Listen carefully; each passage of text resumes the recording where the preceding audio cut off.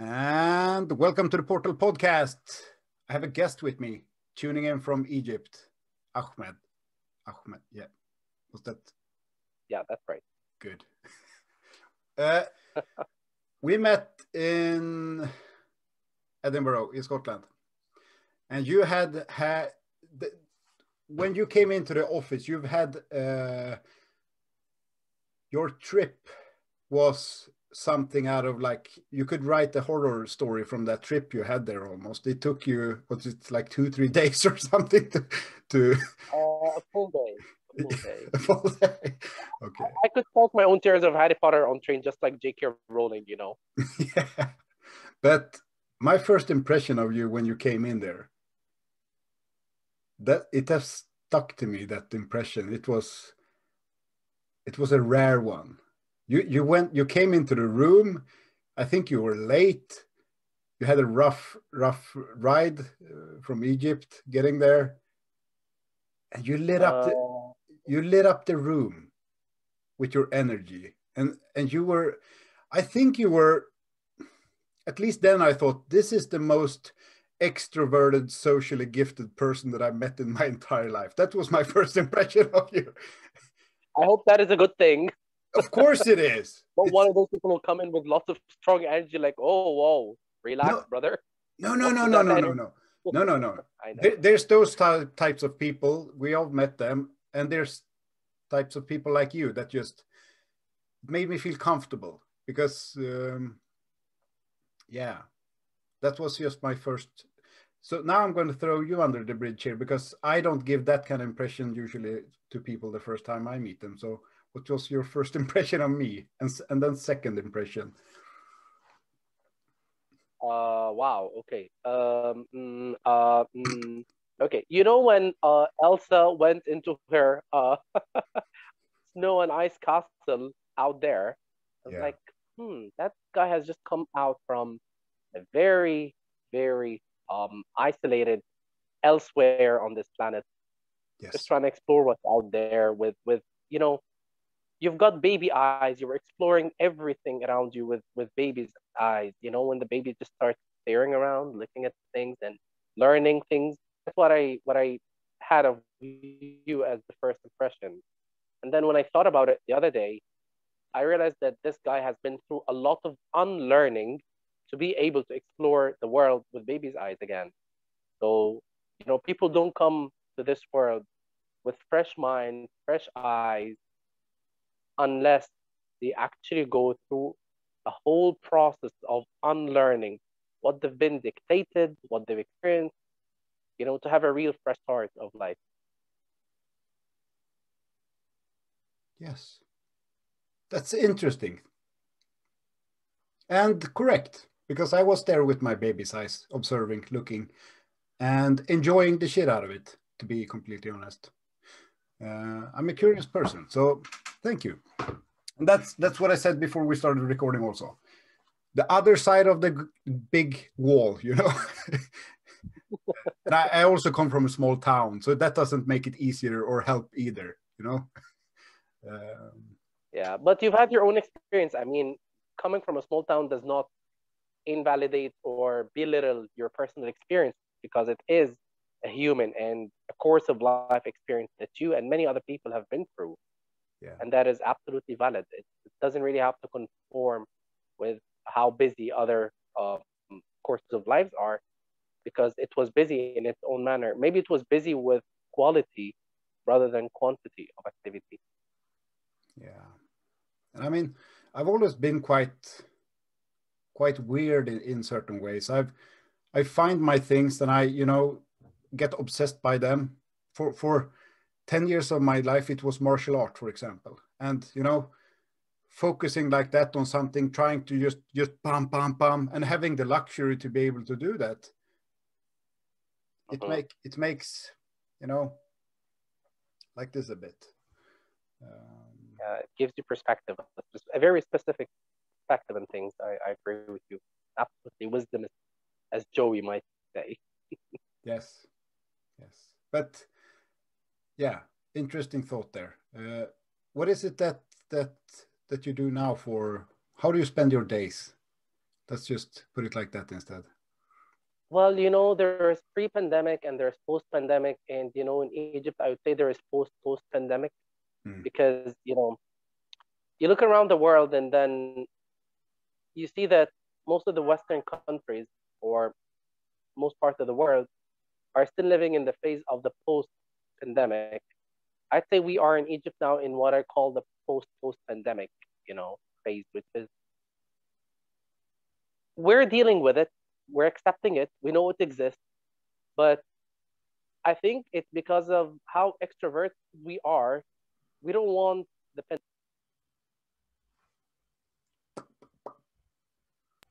that. So I was just saying that because we're extroverted, we don't want the pandemic to take life away from us. We don't want to die before we die. People just want us to Oh, go out. we don't want to die before we die.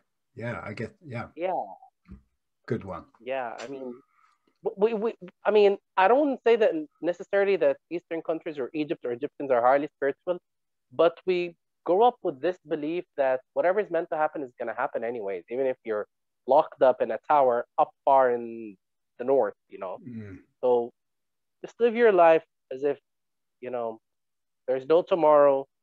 Live for your afterlife as if, you know, you're dying now. So there is really a complex of a spectrum of how to live life and then finding the optimal path where you can achieve both balancing living life and having a lively cozy life at the same time you're keeping an eye on the afterlife. So just to conclude this point, why I'm saying that we're in the post pandemic, we know it exists, we know people are going through troubles with it, but we still go out, we still meet up, we try to keep safe distance, but we cannot let go of the hug.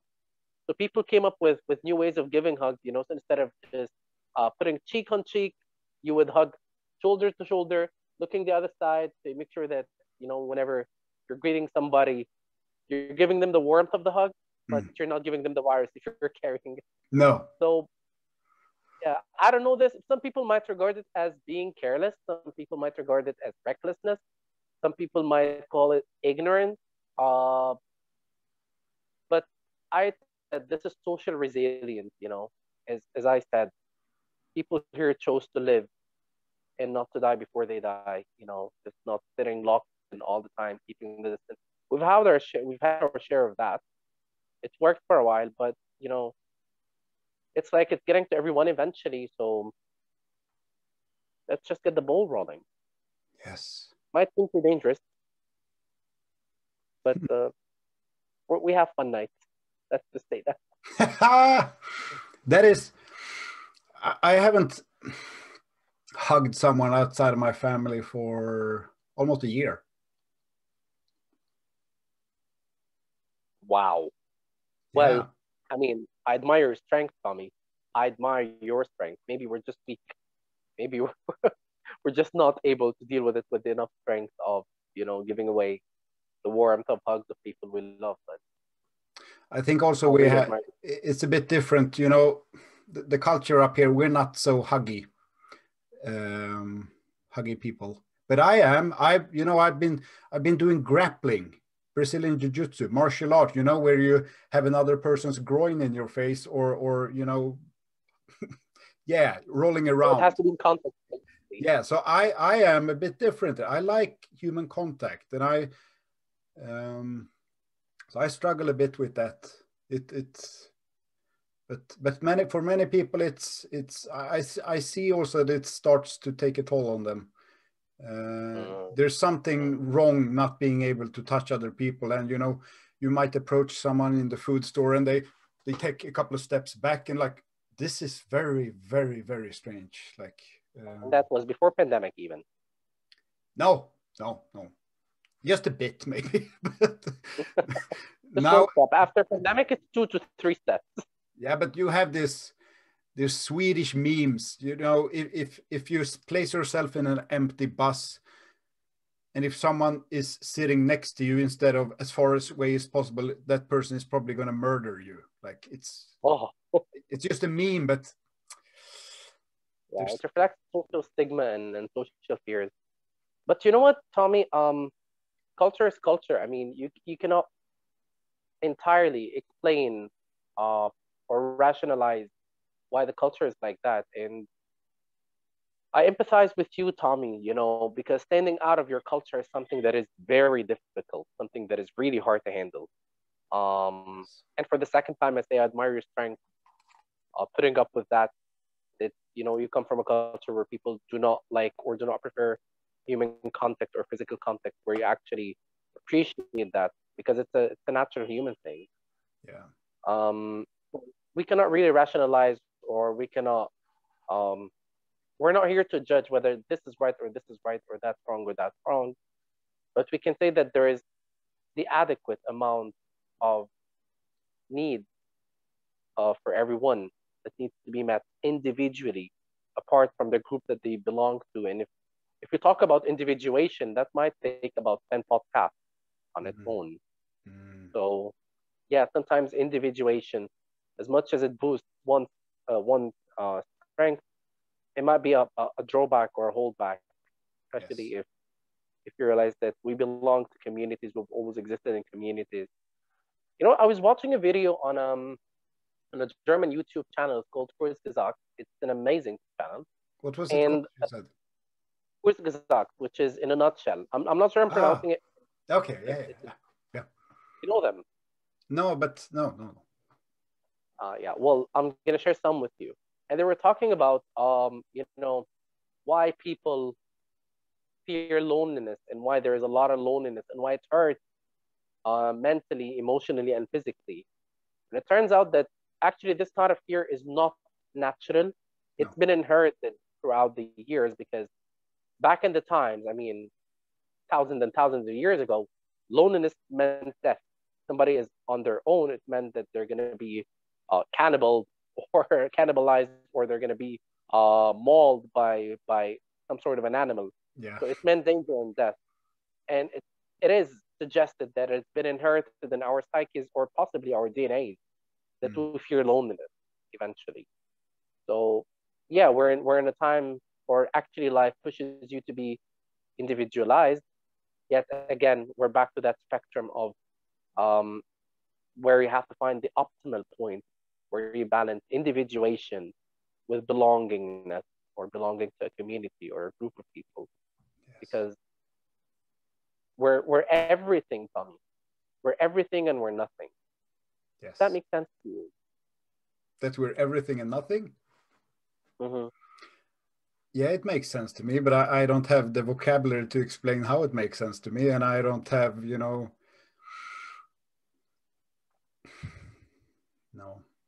no, I get that in some way. I think we are what we. Yeah, yeah. No, I'm gonna let that sink in a bit. I'm not gonna try to sound smarter than I am here, but no, that's a very interesting thing. And I mean, up here we are. Swedes have been, at least the past couple of hundreds of years, we trust our government. They usually make good decisions. We think that. So Mm-hmm. that's also why you have this thing in the food stores, because yeah, the government said. But it's very interesting to see when that comes in conflict with a human need, as you said, like the social part there. We even though we have a culture where we're not super huggy because we're maybe a bit suspicious towards people, we need to get to know them a bit more before we hug them. It's no huge problem. But if the government tells us like don't hug people, don't do that, we tend to lean towards that in some. That can be a good thing, of course, but it's also dangerous because they can tell us a lot of different weird things to do if we're unlucky, and we will okay. But I like the more YOLO approach on life that you have, where like yeah, don't put your entire life on hold now and wait for something that's probably still going to happen anyway. It's just you're going to suffer more until it happens. That's how I interpret it. Yeah. And we have, Yeah. you know, Sweden used to be a Christian country, and before that we had, you know, all the Nordic gods, sacrificing animals and, you know, believing in instant reincarnation and everything. That was, of course, very different living in back then, but we're kind of losing spirituality and religion. It's getting less and less present in the society, and when things start to get hard and complicated, and, you know, suffering, if you will call it that, becomes a bit more present in your everyday life, you don't really have anything to lean towards, so you're falling. You're falling. No one is catching you, or you don't have anything that catches yourself in your head. Does that make sense in my weird English? It does. No, it does. It perfectly does. You know, well, Tommy, there is that perception that, you know, the Middle East is just full of Muslims who pray all the time and blah, blah, blah. Well, about 10% of the population is actually Christian. None of the Egyptian Muslim population has grown without coming in close contact with a Christian family, because of going to school with them, you know, and sometimes it does make a difference, or sometimes it does cause some senses, because there is always that struggle between humans of majority and minority, you know, wherever you go. I mean, Jordan, it's mostly a Muslim country, but then, you know, there's that kind of sense of majority and majority of those people who are originally from Jordan, and the minority of those who come from Palestine, who fled the country after the war. So they know that from the last name. So that conflict will always exist. However, back to the point of, you know, the fact that we're not as, how do I say that? We're not as practitioners of the religion as we might seem, or we might be portrayed, but there is still that belief of some external force. God is out there. God is always watching. And people are not always acting upon it, to be honest, with 100% honesty, but they still believe in the basic foundation of religion, you know, that, yeah, he's going to be there to help when you need, even if you don't practice the religious rituals of the religion you believe in. We always believe that, you know, he's got a plan when things just get out of hand, you know, when things just are totally out of your power, totally out of your control, you just resort back into that belief, even if, again, you're not a practitioner.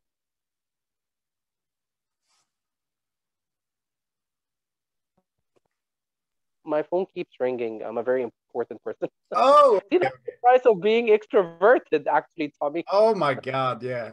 People just want to talk to you all the time. Poor you. So anyway, sorry about that. I was just kidding. So back again to the point of you know, we believe that there is that backup that is gonna hold us together, that is gonna find a way, that is gonna intervene. And there is that part of the population who are non-believers.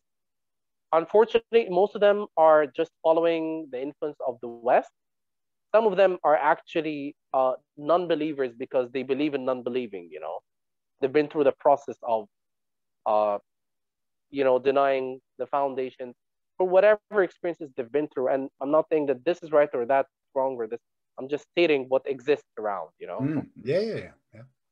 So we do have that, what you're talking about, the lack of presence of religion among some groups of people, and I would say a significant number of people.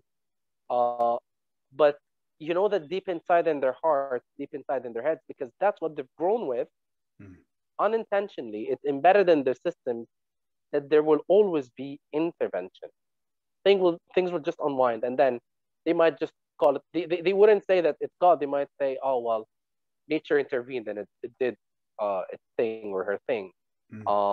And then, you know, there are lots of cultural statements in which we use God in. You know, like for example, the statement of you want to repent and to go back to God. We say it when you feel angry, because we believe that anger is kind of the worst thing that you might go through, because it entails all other sins that you might actually commit.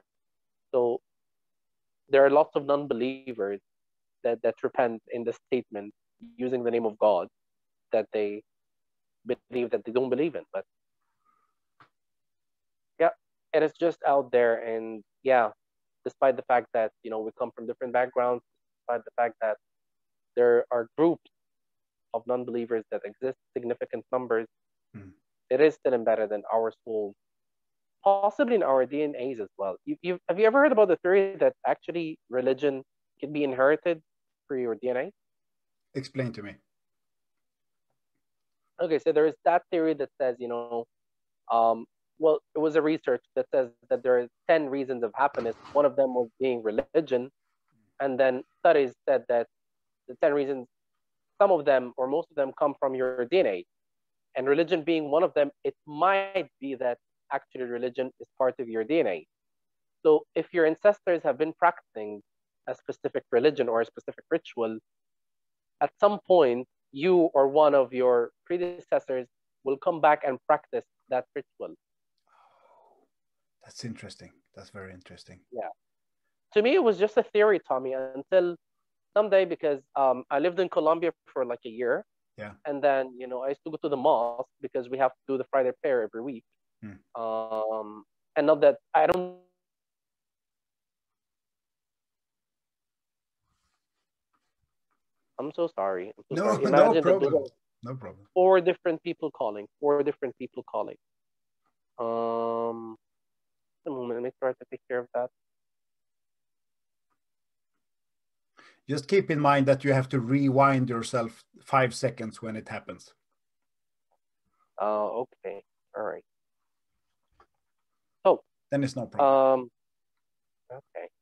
What I was saying here is, DNA religion. yeah, DNA religion. So when I went to Colombia and, I started going to the mosque, I met a guy over there, and then he did not look entirely Arabic, but he stood out of the Muslim Colombian population in the mosque. And then, he was standing with a friend of mine, and then I asked him, "Do you speak Arabic?" He was like, "Yes, I speak Arabic." I thought he was Syrian, to be honest. And later on, we became friends. And then I realized that he's actually 100% Colombian.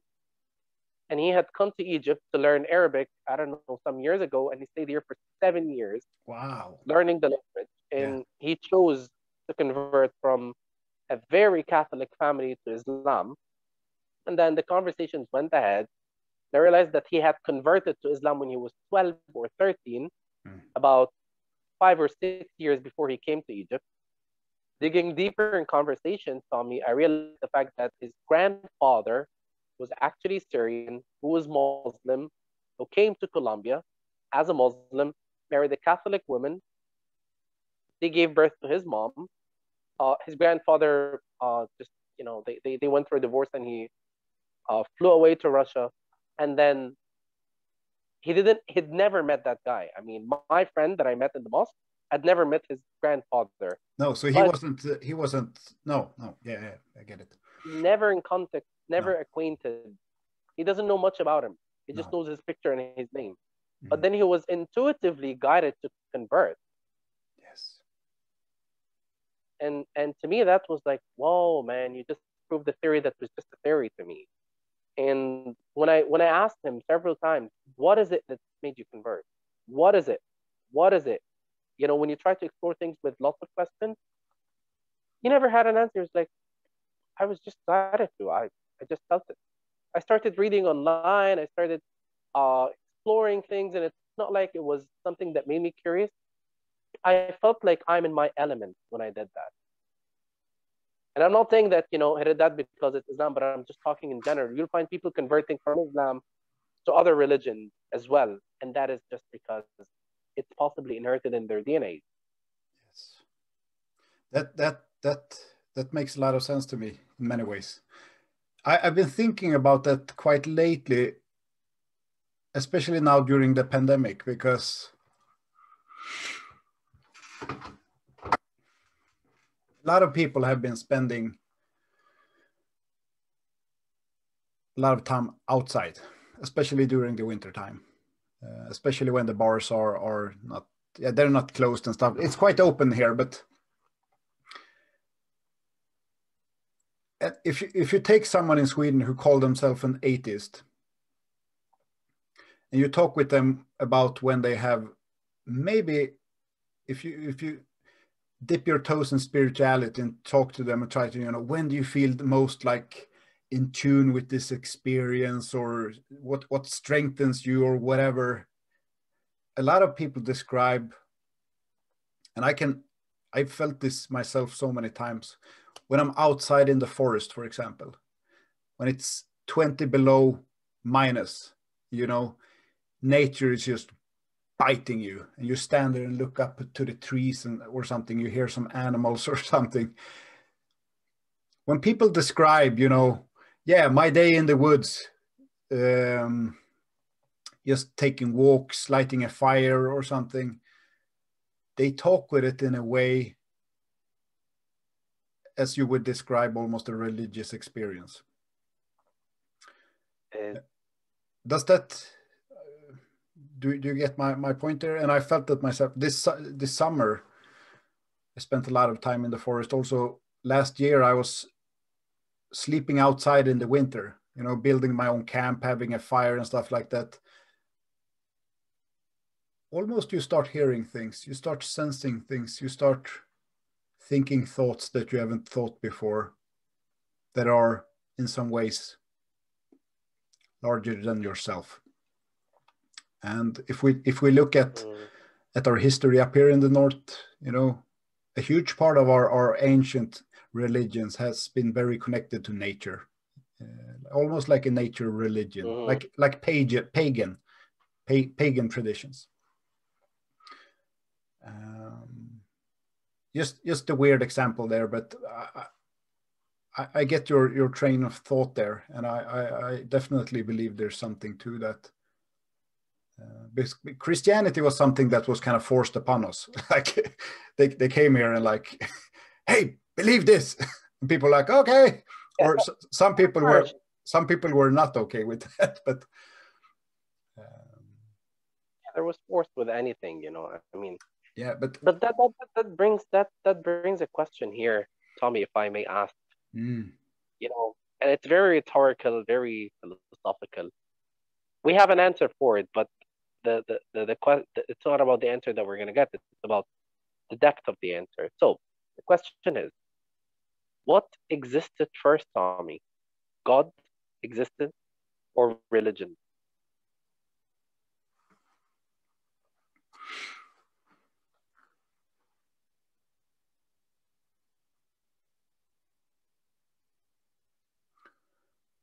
You're not going to get a smart school book answer from me there, but my spontaneous thought when you say that is religion, like belief, and then you believe for God.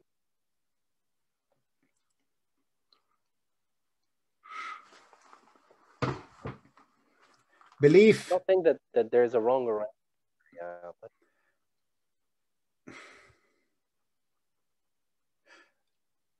since I'm not religious in that sense, I don't have a book or a template that I lean towards. This question is a bit different for me. I think man created religion, or religion was there. We needed that to cope with reality, and in our search for answers, religion appeared to us in some ways, and we created. I'm not going to say we created the gods, but the gods manifested themselves in some strange way to us, and I don't know. Let me think about that for a while, and I'm going to give the stick to you there. Well, let it just sink in there. But if we think that, and I'm just analyzing here, maybe I'm being too philosophical. No, if you're we not. That God existed before religion, so how did people connect to God before religion? Does this mean that we only need religion to get to God? Is it the only way to God? That is okay. Now I get how you think. Yeah. Right. And if we think that God existed because we believe in his existence, you know, then it's just all in our mind, it's all inside us. So the answer is God is within, God is inside us. Yes. So whichever way you take, whichever thought you lead, you'll get to the fact that there is an existence, Mm. and it did not need a manuscript or a track for you to follow. It's just either out there for you to connect to, or he's actually within because you think that you made God up by believing in him, right? Mm. So again, that's within. But if you Mm. feel that he's out there, then people have been connecting to God even before religion. Yes. I'm not Yeah, denying the yeah, yeah. importance of. I'm not saying that they're not important, Tommy. I'm just saying that they are a way, Mm. and there are so many things that are highly spiritual in religion. You just follow the track that feels right to you. People Yes. need guidance. We've been drifting away from God, whether He's out there or within. Um, People used to keep the divine cord open to the sky. Now we all Yeah. live under ceiling, Yes. right? Yes. Yes. Now we all drive in boxes that flow on wheels, right? Um, Now we are under so many layers of things that we've created. Instead of moving vertically upward with our bodies, minds, and tools, we're moving horizontally forward with life, material, and what we want to see manifested and testified with our five senses. Mm. So we're drifting away. So either, or one needs to be either a bit inwards about it, find God within, and then be able to connect to the force outside, or just to find that force outside and then find the track that leads you to that force, whether it's nature, whether it's meditation, whether it's a specific religion that helps you out with that, or getting a fireman call, Tommy. Not now, but that could happen. But keep going. It was my phone. I shut off the sound, That's all right. Well, my or phone I has been would. ringing. I cannot blame you for that. But can I hope you? the audience. I have a question for you. If I think about having like, we don't need to call it like a traditional religion in that sense. You have your own thing. Let's say you have that. That Mhm. that that that helps you through things. If I play with that thought, having that inside me, that's a very comfortable, warm thought to have, like leaning towards something. I imagine that could have helped me in many, many different ways in my life, especially in very, very stressful situations, or when things happen that my brain can't really, I get syntax error, like, Yeah, sometimes yeah, it's out of our ability to perceive or yeah. So, realize. yeah, of course. Then you have, you're alone with that. So I can imagine how it would be to have something like that. And I think I've, in my own little way, tried to create that. That. But can you imagine how it would be feel to waking up, let's say tomorrow, without that, with being raised without religion, with not having religion present in your society, apart from a couple of times a year when you go to church, and when you we had some ceremonies when I was a kid. You went to church at funerals. Everyone wears black clothes. It's very this. Oppressive. Yes. And you go to church when you graduate a year from school. You sing songs and it's very happy, and you have your finest clothes on. And you go to church when people get, when they baptize children. That's usually the common. That's how a typical Swede get exposed to religion in that sense. Mhm. And if you're unlucky, you have 8 funerals in a row and you don't visit church at all between that. So you get a very charged, weird relationship with that environment and that, yeah, the people with the robes, let's put it like that. Mhm. So can you, if you play with the thought that that was your upbringing, how do you think that would feel like? This is a weird question, my friend, but I think you can tackle that. Like, No question is really weird. I mean, it's valid. See, well, I'll refer to what we said earlier about religion and um, belief is something being inherited in our DNA. So if I come from the same ancestors, I would believe that at some point I would have found my way to spirituality, a way or another. Could have been through the church as well. Could have been through any other kind of religion. But I could have, I would have been spiritually active and connected because it comes from within.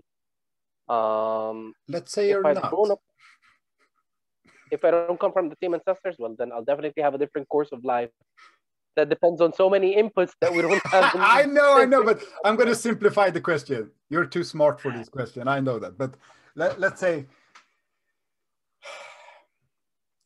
just life, happens to you as it does to all of us. All the unfairness, all the blah, blah, blah, call it whatever. And you don't have that. You just have yourself. How do you think that? I'll possibly go through the same train of thought that any other person in Sweden goes through, given that you're saying that this is what people grow up with. So my reaction would definitely be as any of the expected behaviors or observed behaviors demonstrated by the society in those situations. Yeah. But does that thought like scare you in a way? Does that make you feel lonely? Yeah. No, not lonely, but no. I feel that I'm missing out on a very important element, which is the soul. Yeah. Yeah. Yeah. I'm dealing with me as body and mind. Where is the soul? That's a good answer. And you mentioned something here that if you don't mind that we take the conversation to the track of going to the church when people die, everybody's wearing black, filled with robes, rituals, and we have to cry and be sad. I think that's also inherited, Tommy. Sadness with death is inherited. I mean, if it had been inherited that death is a time to celebrate the end of the physical body and the start of the etherical journey of the soul, that would have been different. I mean, we had a Lebanese singer in the Arab world. The Arab world is just really connected when it comes to music and art. So she's actually in Guinness Records for two things. She has the highest or the most number of songs. She sang more than 5,000 songs in the course of her life. Wow. And, yeah. And she's also the person who sang the longest of their life. She sang for 72 years of her life. She started singing when she was 13, died when she was 86. So you can do the math, and you get 72 years of singing. So she's someone who loved life fully, entirely. And her only will after she died was that nobody is allowed to cry at her funeral. She wanted to have a celebration inside the coffin, and people would carry her and dance the folklore dance of Lebanon on one of her songs, and that happened. Everybody was like, oh, that woman lived like a crazy one and died like a crazier one. I was like, maybe she's just more aware than all of us. And yes, maybe she is. It's time to celebrate, not time to cry. No. So I also believe that sadness with death is something inherited. I understand if a close person dies, like a parent, because they do give you something that you're going to be missing. All right. I believe in sadness. Of course, you can feel you can feel sorrow about not having that person, even when they're still alive. No. What I mean is, of course, I get not having that person around anymore. Yeah. Because you enjoy them. That depends.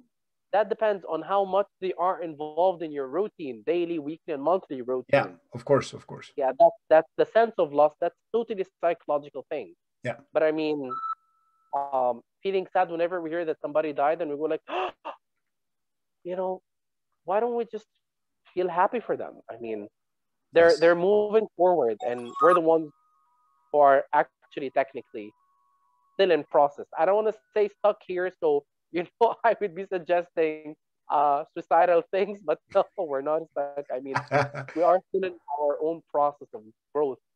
They have done their part of the process here, and now it's time for them to move on to a Yes. higher level out there, because death of the physical body does not necessarily entail the death of the person.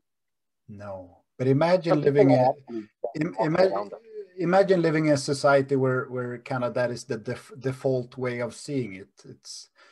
It's the end. This is the end. So, and you combine that with a ritual that is very black, dark, and sad. Because people can just testify what they can experience with their five senses. Mm. If you just sit and meditate, you listen to the birds chirping, you observe, like you do, Tommy, you'll realize that there's so much more about life than what we see or what we're taught. I mean, I'll just say that sentence again. We're everything and nothing, Tommy. We're everything and nothing. Yes. I have you seen the movie Avatar? Yeah. Yeah, I showed that to my 8-year-old son a while ago, and that Okay, that, that movie kind of it spoke to him in many ways. And this is like 2 weeks ago. He approached me and said, "Dad," because he's starting to think very philosophically about what happens when you die and blah blah blah. So I have to be a bit careful here now. What I like, I need him to be as prepared as this life as possible and have good answers to those questions, even if I don't have them myself. And he asked me like, let me start and interrupt you with a question here. hmm? What is the definition of prepared for life? This is a bit connected to, no, I'm going to finish this thing first here, but in the Western world here, at least, we're super scared of dying. We don't talk about death, and we don't talk about, the second thing, because many of us believe that it's the bitter end. So it's a very taboo thing to talk about. People become very uncomfortable talking about their own, death and stuff like that. So Yeah. I see that at least as one of the important parts of preparing my son to life. Like, yeah, death is it's a quite, it's gonna happen, my son. But he asked me like, is it possible for me maybe to become something else after I've died? And I said, who knows? If that's what you believe in, that, like, of course. What do you think you're gonna turn into? And he was like, I don't know, maybe another person, maybe a superhero. And I was like, yeah, my son, go for that. Please do. So I mean, but preparing for life, I mean, I have some practical things, of course, that I want him to be strong and independent and humble and, respectful, of course, those things, basic things. But I apologize. My phone rang one more time. Could you yeah, no problem. But say also, that again? no, I said, of course, I'm preparing him for life in a practical manner. I want him to be well-mannered, humble, strong, independent, blah, blah, blah, all these things. A good person. But yeah, death is, it's a part of it. And I don't really know how to I need to be, it's a hard thing for me to talk to him about, but still it isn't. But I don't have any, any book to lean towards.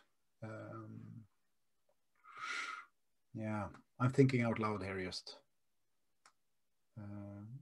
Some parents might just, I'm just going to finish this thing, but some people might say to a kid like, no, death, don't think about that now, son. It's very far away. Like, don't that could be a common answer here also. Like, and I don't want to be that guy.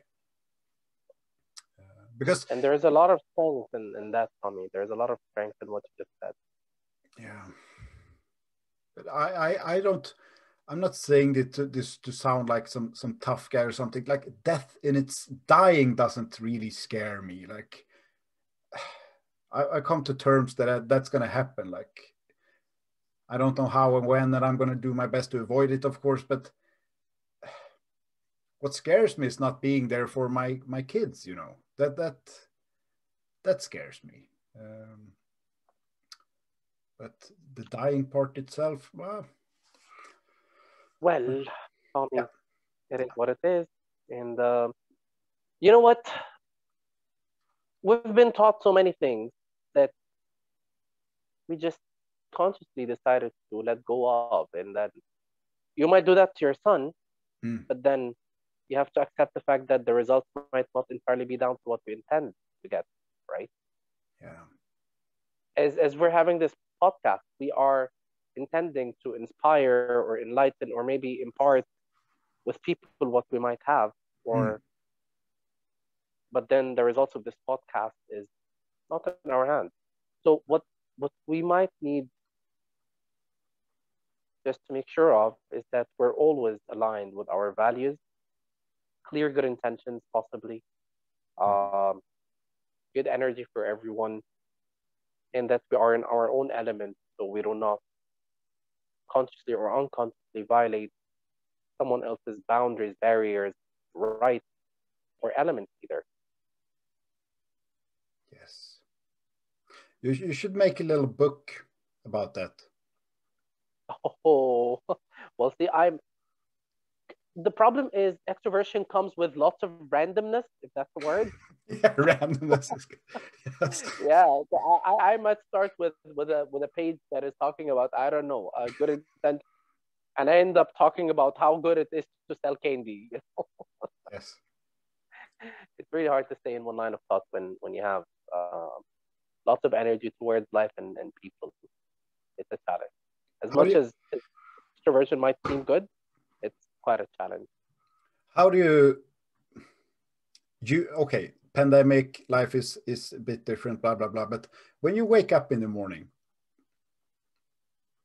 how do you feel usually? Apart from tired, maybe. Well, Tommy, that again depends on so many things. Depends when are you asking me that question?